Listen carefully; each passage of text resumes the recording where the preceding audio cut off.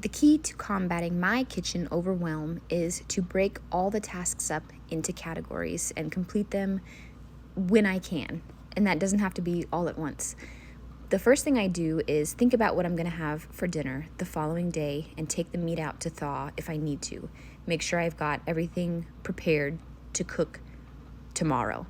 The next thing I do is I look at the kitchen, and when it's trashed, I break it up into categories. The first category I look at when I need to clean the kitchen, I try to eyeball things that don't belong in the kitchen at all. So I pick up all the things that don't belong, toys, phones, weird trinkets, and I get rid of them and put them away. Then I look for items that belong in the kitchen but are out of place, and I put those away as well, breaking it up into categories. Then I look around and look at all the dirty dishes that need to be near the sink or in the sink, depends on how full the sink is. In this case, I had to put it next to the sink because it was so full. Then I look at garbage. What can I throw away? So I start picking up all the trash on the counter, things that need to go in the garbage. If I looked at the kitchen in a whole, I would be super overwhelmed. So I break it up into categories like this so that I can pick it up more easily. I made a huge Walmart haul, never put the produce away. So I'm putting the vegetables into this little basket here. And then I'm going to take a second to put the fruit into its own bowl over there. I usually put my potato, garlic, onion, and those things that sit right there where my stand mixer is, but I'm still in between what I want to do, so I haven't completely decided. So everything just goes into that basket on the counter. These, my husband organized the fridge, so I was able to put those in the refrigerator because my kids like the apples and oranges cold. I grabbed a bowl. I'm setting some produce that just barely fit into this little bowl here. So the way I look at my kitchen is I look at the counters and I say, all right, focus, zoom in on everything that doesn't belong. Then I take that away. Focus on garbage. Then I take that away. And I separate it into categories like I showed you earlier. This here is me unloading just the silverware. I don't ever want to unload the dishwasher. I can't stand unloading the dishwasher. It's a lot for me. So if I have a second, I think if I just unload the silverware right now, it'll help. So I do that. Then later in the afternoon, I come and I unload the bottom rack. I unload the bottom rack first because if I were to open that top rack, all of the water that sits on top of the cups and stuff would spill onto my dry dishes down below. So a couple hours later, or maybe right after I do the silverware, depends on how I'm feeling, I'll unload the bottom rack. And I break that up into categories as well. Then when I see my sink like this, it's in slow motion. I don't know what happened here. That's why the lights are flickering. I must have recorded in slow motion without even realizing. Excuse me. So what I do here when I see the sink like this, I want to do the top rack first. So I think cups, and I zone in on all the cups in the sink. I don't grab cups and then a bowl and then a plate, because then I'm opening and closing that top rack a million times and leaning over a million times, and it irritates me. So I try to look at things and put them in categories so that I can break it up and focus on it that way. So the first thing I did was like, well, I'm going to start on the cups, and then I just load the cups in there. And then if the kids get crazy, I need to go change a diaper or something, I step away and come back. And then I'm like, all right, I'm going to zoom in on the plates now. And then I will, throughout the day, work on this all day long. Never usually consecutively, because I don't have that much energy right now, and I genuinely just don't have the time with the small children. So if I look at the sink, I'm like, wow, that's a lot of stuff, and I get kind of crazy. But if I just say, where are the cups? Look at the cups. Focus on the cups. I can just load the cups into the top rack, and it just gives my mind a lot more peace, and I feel like I'm in more control than I would be normally if I was just randomly grabbing at a bunch of dishes that is just totally overwhelming to look at it in a whole. But if you break it up into smaller pieces, little categories like I have here, it just seems a lot easier. So here I am just doing the cups, lots of kid cups, and the lids, of course. Peppa Pig in the background. That's how I found my peace. That's how I found my moment to do the dishes this day. Then I look at my counters. I got everything picked up, and I wipe everything right onto the floor. All the crumbs, just push it on the floor, because I'm going to sweep it anyway. It doesn't really matter, and I'm not going to take the time to scoop it up, take it to the trash, scoop it up, take it to the trash. I won't do it. Spraying the stove down. My stove is almost always dirty. I feel like it's always in use. I don't know what my problem is. And then I just wipe the counters down.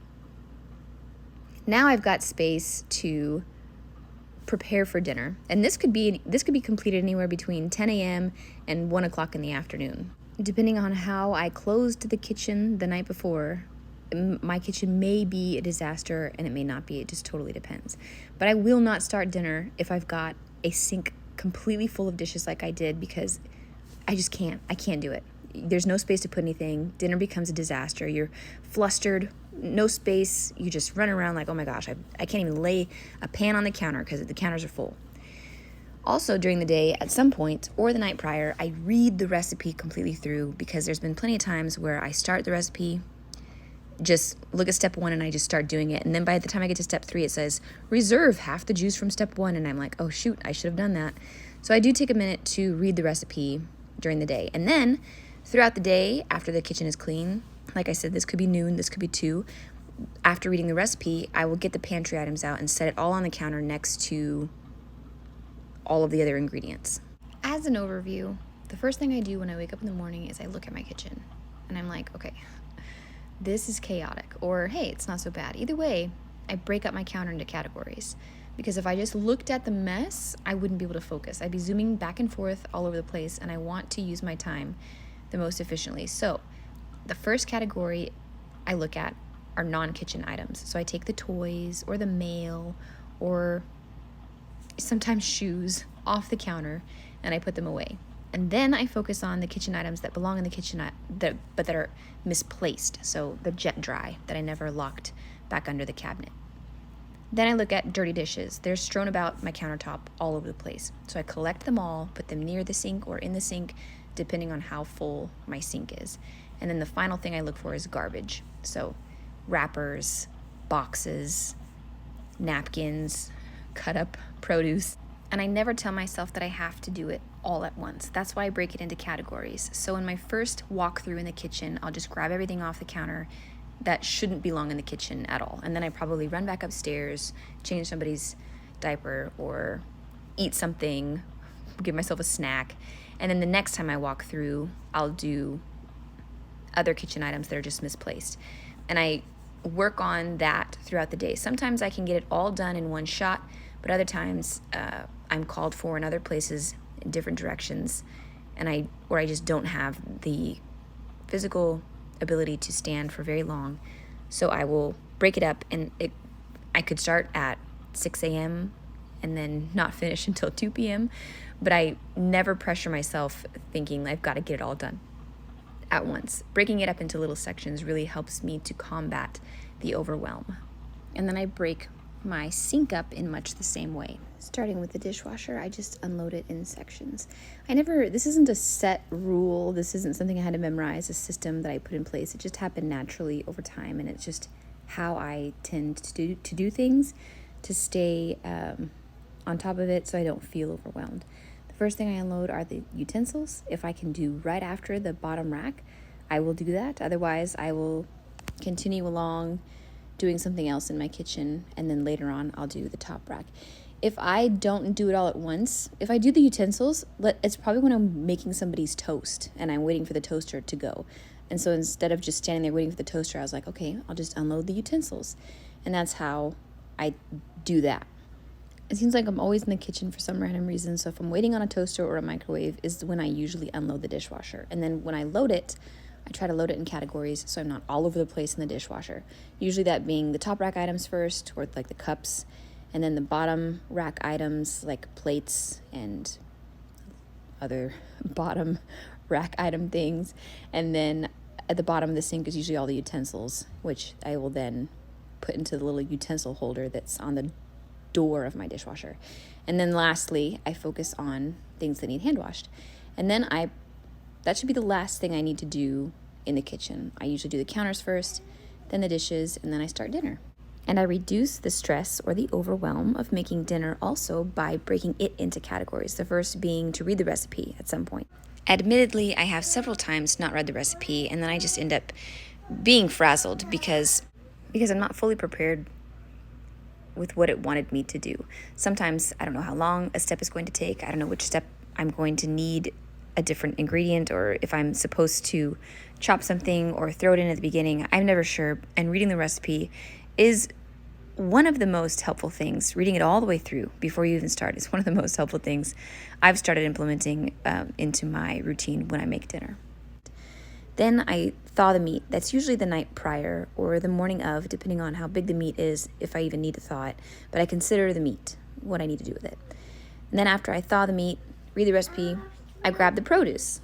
Whether you're cooking from the top of your head, a cookbook, your Kindle, your phone, a printed out recipe, I start collecting all of the things I need for that recipe. Even if it's a bell pepper that I usually keep in the fridge, I bring it out on the countertop because it'll be fine by the time dinner starts. This doesn't happen all at one time either. It usually happens throughout the day. So then I grab the pantry items, seasonings like dried oregano or basil or canned goods. I just start collecting all of the things from the pantry, set them next to the produce items that's next to the recipe, grab the appliance that I need, whether it be an air fryer or Instant Pot or the crock pot. I grab whatever I need and start collecting it all on the countertop so that when I walk in there to make dinner, I'm not like, okay, what do I need? And I'm spinning in circles, grabbing all this stuff, because throughout the day, after I've cleaned throughout the day, I've made this collective pile on the countertop that has everything in it that I'm going to need, and I can just start. And when I've done all of that for myself throughout the day, when I begin dinner, I'm not as stressed, especially if I'm taken away from the task. I know that I can come back and it's not going to be overwhelming to start again because I've already got all the stuff that I need. I've prepared myself throughout the day to do this. I know how much time I'm going to take because I read the recipe. I've got a dishwasher that I can load because I did the dishes already. So after I'm done with that bowl, I can stick it right into the dishwasher or hand wash the item and not stress about where I'm going to set something. I have plenty of space to throw a cutting board up on the counter and start dicing some onions. And it's just, here I am looking at the meat. It was kind of frozen still. And I was like, man, it'll be all right. So I just decided I'd go with it. This is just how I run in my head throughout the day. This recipe is going to be part of a cookbook collaboration, not this Friday the 16th, but Friday the 23rd of April. A bunch of us girls are going to do another cookbook collaboration. I did one a few months ago. I can link that in the description, but this is from a Taste of Home cookbook, and it's I think I showed you the recipe earlier in this video, a beef, onion, au jus type sandwich thing. So you'll see the rest of this recipe and several additional recipes, all from this one Taste of Home cookbook, and it'll all be in that cookbook collaboration video on the 23rd. But I will see you guys, God willing, on this coming Friday, the 16th, and a couple more times in between then and the cookbook collab. Until then, I'll see you next time. Bye.